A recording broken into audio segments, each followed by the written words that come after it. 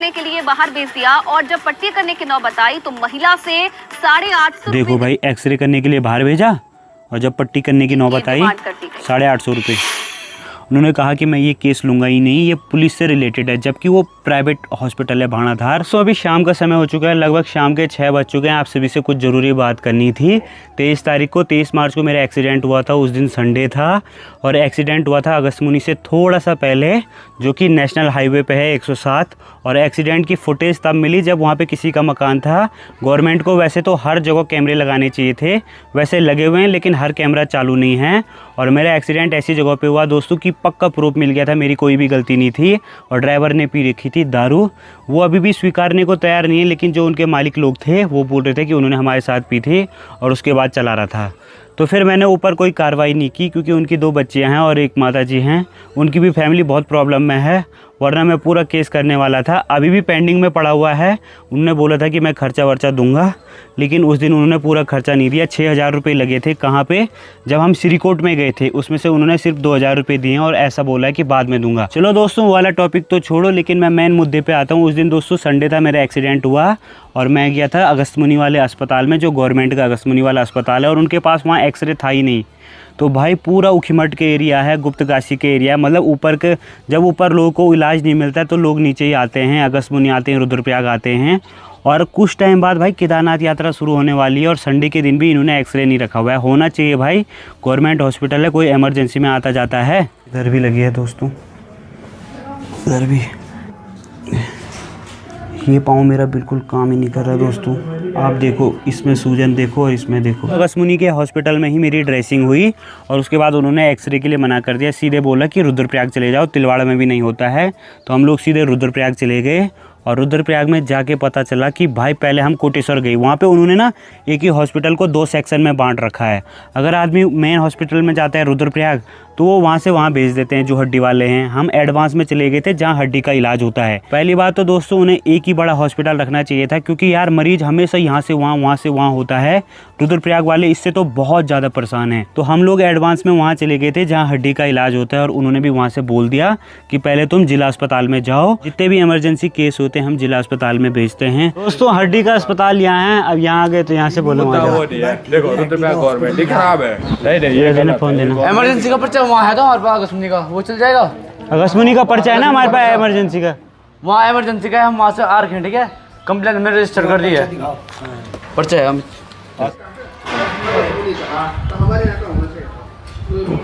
उनके अलग ही ड्रामे हैं। ऐसे में तो भयंकर, मैं बोल नहीं रहा था कोई सीरियस पेशेंट होगा तब तक मर जाएगा, जब तक इनके चोचले सुनो यहाँ वहाँ। उन्होंने अलग ही नियम बना रखे, फिर वापस आना है वहाँ से यहाँ। स्लो चलना भाई, स्लो चल। तो देखो दोस्तों मेरा कितना टाइम वेस्ट होता रहा भाई वहाँ पे, कभी यहाँ से वहाँ, वहाँ से वहाँ। पहले अगस्त्यमुनि आए, अगस्त्यमुनि से तिलवाड़ा आए और तिलवाड़ा से यहाँ।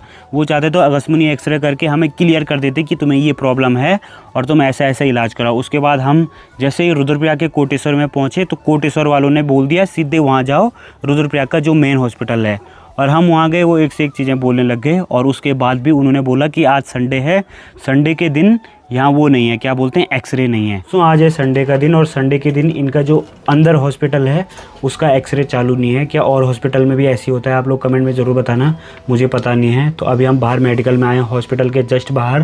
तो यहाँ पे हमारा एक्सरे होगा और एक्सरे के बाद ही पता लगेगा दोस्तों असली प्रॉब्लम क्या है, क्योंकि मैं बिल्कुल भी चल नहीं पा रहा हूँ। मेन अस्पताल है भाई रुद्रप्रयाग का, पूरे डिस्ट्रिक्ट का सबसे बड़ा अस्पताल, और वहाँ उनके पास संडे के दिन एक्सरे नहीं है। दोस्तों आप लोग कहाँ से देख रहे हैं इस वीडियो को, आप लोग कमेंट में ज़रूर बताएं। क्या अगर आप संडे के दिन किसी भी अस्पताल में जाते हैं जो गवर्नमेंट से रिलेटेड है, क्या वहाँ एक्सरे नहीं होता है?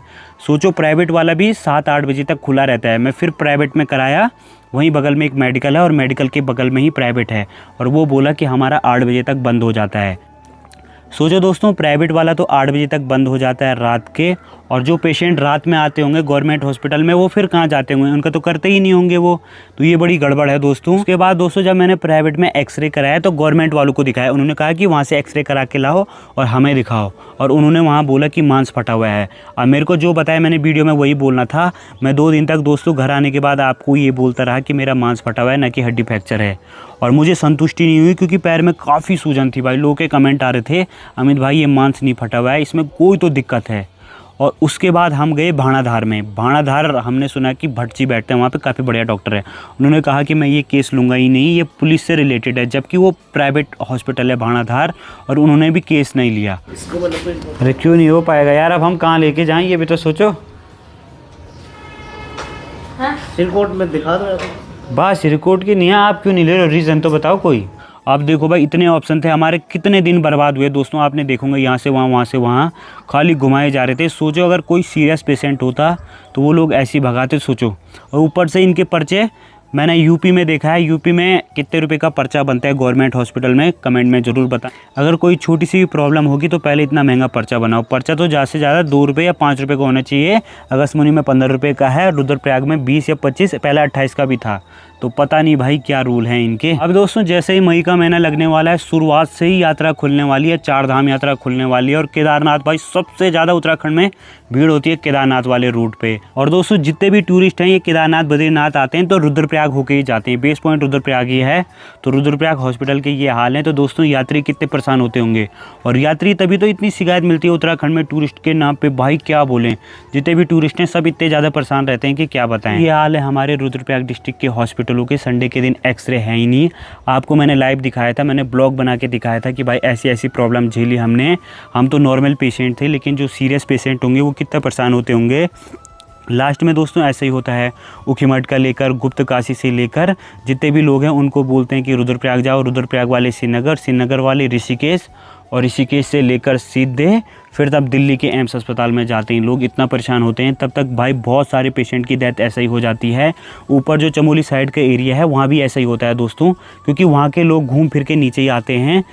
उसके बाद दोस्तों हम गए चौधरी हॉस्पिटल में, और उन्होंने मुझे बोला कि हड्डी क्रैक है, हड्डी में प्रॉब्लम है। अभी हम डॉक्टर साहब के पास गए हुए थे, और ये एक्सरे हमने रुद्रप्रयाग से कराए थे। रुद्रप्रयाग 2 हॉस्पिटल में दिखाया, दोनों जगह ये बोला कि मांस फटा हुआ है। तो हम काफ़ी खुश हो गए थे, लेकिन जब हमने यहाँ दिखाए तो पता लगा कि क्रैक है, वो भी क्रैक है। वो अच्छा हुआ दोस्तों कि हम यहाँ आ गए। आपने वहाँ देखा होगा कि वहाँ से ज़्यादा भीड़ यहाँ है, क्योंकि यहाँ का काम बढ़िया है, इस वजह से सभी लोग दूर दूर से यहाँ पे आते हैं। आप लोग ही बताओ दोस्तों, जब मैंने रुद्रप्रयाग में दिखाया तो उन्होंने बोला कि मांस फटा हुआ है, और वहाँ जाके सेम एक्सरे दिखाया तो उन्होंने कहा कि हड्डी में प्रॉब्लम है। तो तब जाके मेरा सही इलाज हुआ है, और वहाँ 21 डेज़ का प्लास्टर लगा है, तो वहाँ जाके सही इलाज हुआ है। और आपने देखा होगा कि गवर्नमेंट हॉस्पिटल से ज़्यादा प्राइवेट हॉस्पिटल में भीड़ है, क्योंकि गवर्नमेंट वालों पे अब लोगों को भरोसा ही नहीं रहा है, क्योंकि काम ढंग का करते नहीं हैं। प्रॉब्लम और बढ़ जाती है कम होने की वजह। तो सच बताऊँ तो यही मुख्य कारण है कि लोग पलायन करके जा रहे हैं हमारे उत्तराखंड से, क्योंकि भाई यहाँ पे उतनी सुविधा मिल ही नहीं पाती है, बिल्कुल कम सुविधा है। किसी गाँव में रोड नहीं है, कहीं लाइट नहीं है, कहीं नेटवर्क नहीं है। स्कूल में चले जाओ तो टीचर नहीं है, किसी स्कूल की तो रिपेयरिंग ही नहीं हो रखी है। मिड डे मील का खाना भी बहुत बेकार मिल रहा है। बहुत सारी शिकायतें आती हैं, और इसी वजह से हर कोई चाहता है कि भाई जिनके पास पैसे होंगे, धीरे धीरे अब तो कम पैसे वाले भी, जैसे ही मिडिल क्लास वाला फैमिली वाला भी सोच रहा है कि मैं देहरादून चले जाऊँ, दिल्ली चले जाऊँ, क्योंकि भाई वहाँ पे सारी व्यवस्था ठीक है। तुरंत अगर हॉस्पिटल चले जाओ तो वहाँ अस्पताल हैं, कोई भी प्रॉब्लम हो जाए तो अस्पताल में जाने के लिए है। हर कोई दोस्तों यही चाहता है कि मेरा बच्चा अच्छे स्कूल में पढ़े, उसको अच्छी शिक्षा मिले। लेकिन यहाँ पे देखो दोस्तों, उस लेवल वाले स्कूल नहीं हैं उत्तराखंड में, ना ही लाइट है। भाई साहब इतनी लाइट तो प्लेन्स में भी नहीं भागती जितनी यहाँ उत्तराखंड में भागती है। जबकि टिहरी डैम हमारे पास है भाई, टिहरी से लाइट दिल्ली सप्लाई होती है, दिल्ली में बहुत कम लाइट जाती है। और यहाँ देखो भाई, जब लाइट जाती है तो जाती रहती है, दिन में 10 बार लाइट चली जाती है। तो ये बड़ा बेकार हो रहा है भाई, उत्तराखंड वालों के लिए भी कुछ सोचो। बाकी दोस्तों मैं राजनीति टॉपिक पे कुछ नहीं बोलना चाहूँगा, क्योंकि ये हर सरकार में होता आ रहा है कि कुछ ना कुछ प्रॉब्लम होती है और सुधार कोई नहीं करता है। वोटिंग के टाइम पे आ जाते हैं कि हमें दे दो वोट। रुद्रप्रयाग जिला अस्पताल के डॉक्टरों पर मरीजों से अवैध वसूली का आरोप लगा है। देखो दोस्तों, अवैध वसूली हो रही है भाई। अभी कुछ टाइम पहले की न्यूज़ है ये 2022 की, और उस टाइम देखो भाई आरोप लगा है। झूठा आरोप तो किसी ने लगाया नहीं होगा। ऐसे ही किसी का प्लास्टर करवाना था, 850 रुपये ले लिए छोटे बच्चे का। तो भाई ये देखो भाई, ऐसी ऐसी शिकायतें मिलती हैं इनकी, और सीधे न्यूज़ वालों ने दिया है भाई। लोग तो मुझे फेंक भी बोल सकते हैं, पूरी सुविधाएं हैं नहीं तुम्हारे पास, उसके बाद अंदर से वसूली चल रही है भाई दोस्तों। और आपने देखा होगा कुछ दवाएं तो वहीं की रहती है, फिर कुछ दवाएं वो बाहर की लिख देते हैं। तो फिर फ़ायदा क्या हुआ हमारे वहाँ जाने के। इस वजह से हर कोई सोच रहा है कि हम प्राइवेट अस्पताल में ही चले जाएं। जो लोग बाहर रहते हैं दोस्तों, उनका इलाज बढ़िया से हो पाता है। उनको अगर कोई भी प्रॉब्लम हो जाती है तो वो लोग जल्दी से हॉस्पिटल पहुँच जाते हैं। और यहाँ किसी को प्रॉब्लम हो जाए, पहले सड़क पर हैं, 3-3, 4-4 घंटे नीचे सड़क में पहुँचो। हमारी सड़क तो दोस्तों फिर भी पास में है, लेकिन फिर भी वहाँ से पैदल, हमारा घर कितना है भाई, 500 मीटर है। लोगों का तो 3-3, 4-4 किलोमीटर रहता है। बहुत सारे गाँव में सड़क नहीं आई है भाई, बिजली नहीं है, पानी नहीं है। मैं मजाक नहीं कर रहा हूँ दोस्तों, आप लोग उत्तराखंड के बारे में ढंग से पढ़ लेना। हम लोग तो रुद्रप्रयाग डिस्ट्रिक्ट में यहाँ पे केदारनाथ बद्रीनाथ हैं, तो उस हिसाब से डेवलपमेंट अच्छी हो रखी है। लेकिन पौड़ी साइड देखो भाई, पूरा आधे से ज़्यादा खाली हो चुका है। पौड़ी वाले भी परेशान है भाई, वो लोग पौड़ी से श्रीनगर इलाज के लिए आते हैं, श्रीनगर भी नहीं हो पाता तो सीधे ऋषिकेश जाते हैं, ऋषिकेश भी नहीं होता तो सीधे तब जाके दिल्ली में जाते हैं। ग्रामीण क्षेत्र की एक महिला के बच्चे के हाथ में चोट लगी थी और महिला बच्चे के हाथ में पट्टी कराने के लिए जिला अस्पताल पहुंची। डॉक्टरों ने एक्सरे करने के लिए बाहर भेज दिया और जब पट्टी करने की नौबत आई तो महिला से 850 देखो भाई, एक्सरे करने के लिए बाहर भेजा और जब पट्टी करने की नौबत आई 850 रुपये। मैं हॉस्पिटल गई थी, मेरे बच्चे पे चोट लगी थी, मैंने एक्सरा बाहर कराया, उन्होंने पट्टी कराने की 850 रुपये। चल रहा है, बढ़िया है क्वालिटी। दवाई भी बाहर से। दोस्तों ऐसे हाल है हमारे उत्तराखंड के। दिल में तो बहुत सारी चीज़ें कहने को है लेकिन खुल के नहीं बोल सकता हूँ। आजकल पहले ही दशा ख़राब चल रही है, अगर मैंने खुल के बोल दिया तो ये लोग उल्टा सीधा करके मेरे पे ही कोई ना कोई केस बना देंगे भाई। कि आप गाड़ी किस साइड जा रही है, नीचे की साइड जा रही है या ऊपर की साइड जा रही है, बिल्कुल लाइन से बाहर जा रही है। ऐसा लग रहा था कि किसी ने कुछ पैसे दिए होंगे कि भाई इसको मार, ऐसा कर वैसा कर। बोलो तो दोस्तों उस दिन मेरे साथ बहुत गलत हुआ है दोस्तों। मेरे साथ ही नहीं, कई सारे पेशेंट के साथ ऐसा होता होगा। उस टाइम आपको पता रहता है कि एक मरीज़ की हालत कितनी बुरी रहती है, कितना दर्द होता है उसको, और जब उसको हॉस्पिटल वाले यहाँ से वहाँ चक्कर कटवा देते हैं कई सारे पेशेंट की, तो इसी चक्कर में डेथ हो जाती है। अब आप ही लगाओ दोस्तों, ये मेरा घर है और घर पे नीचे सड़क नहीं है, बहुत दूर सड़क है। पहले पेशेंट की जाने में ही हालत ख़राब हो जाती है, उसके बाद गाड़ी में धक्के धुक्के खा के अस्पताल, फिर अस्पताल वाले मना करके रेफ़र कर देते हैं। भाई साहब मेरी गवर्नमेंट से ये दरख्वास्त है कि ज़िले में एक अस्पताल ऐसा बनाओ कि मरीजों को बाहर ना जाना पड़े। इतनी सारी वैकेंसियाँ आती, इतने सारे डॉक्टर भर्ती होते हैं और पूरे डिस्ट्रिक्ट में एक हॉस्पिटल तक नहीं है जहाँ की ढंग से इलाज हो सके भाई। तब जाके प्राइवेट हॉस्पिटलों की वजह से भाई लोग जिंदा हैं भाई। गवर्नमेंट में आपको पता है कितने बुरे हाल, कितनी बुरी कंडीशन होते हैं, और जो गवर्नमेंट जॉब पे लग रहे हैं वो जा कहाँ रहे हैं, मेरी तो समझ से बाहर है। मेरी क्या पूरी जनता पूछ रही है। वो लोग भी बोल रहे हैं कि वो लोग वसूली कर रहे हैं, बल अखबार में आ रहे हैं, न्यूज़ में आ रहा। भाई न्यूज़ दिखा रहा हूँ आपको, मतलब गवर्नमेंट सैलरी तो दे ही रही है, ऊपर से वसूली भी कर रहे हैं, क्योंकि गवर्नमेंट ढंग से चेकिंग ही नहीं कर रही है। चेकिंग करती तो भाई उन्हें पता कैसे लगेगा। तब तो आदमी सोच रहे हैं यार भाई 800-850 की वहाँ पट्टी होगी, एक्सरे भी बाहर से होगा, तो डॉक्टर बैठा क्यों है। तो भाई साहब उत्तराखंड में हॉस्पिटल बनाने ही हैं, एक डिस्ट्रिक्ट में एक ही हॉस्पिटल बनाओ, बट ऐसा बनाओ कि मरीजों को बाहर ना जाना पड़े।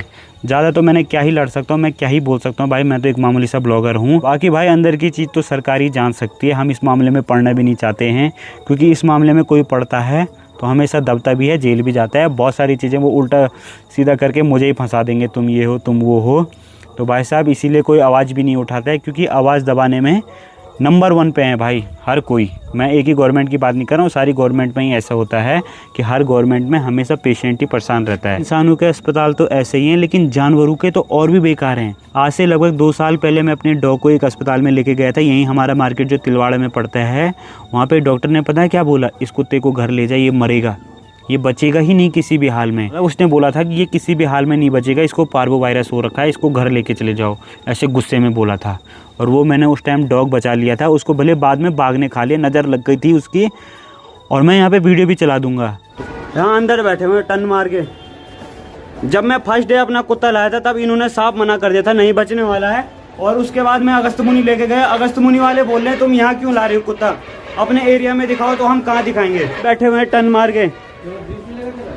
डीप जिस दिन मैं पहले दिन आया था उस दिन तुमने क्या बोला, आज तो लग रहा है ना, जब वीडियो बन रही है तब लग रहा है। मैं ये नहीं कह रहा हूँ दोस्तों, लग रहा है डीप डूप सब लग रहा है, लेकिन जब मैं पहले दिन आया था, मैं जैसे आज कुत्ता बीमार हुआ अगले दिन आया, इन्होंने क्या बोला मेरे को कि ये नहीं बचने वाला है, इसको दो इंजेक्शन मारे, एक एसिलॉक का, वो भी जब मैंने बोला सामने आयुष मेडिकल से लाया, और आयुष मेडिकल वाले वहाँ पे बोल रहे हैं कि वहाँ पे जाओ वाले, यार कुत्ते का इंजेक्शन वहाँ लगेगा, पशु अस्पताल तो यहाँ है, वहाँ थोड़ी ना लगेगा, वहाँ थोड़ी ना चढ़ेगा ग्लूकोज, यहाँ चढ़ेगा ना जहाँ अस्पताल है, तो ये लगा लो। फिर मेरे को यहाँ से अगस्तमुनि जाना पड़ा।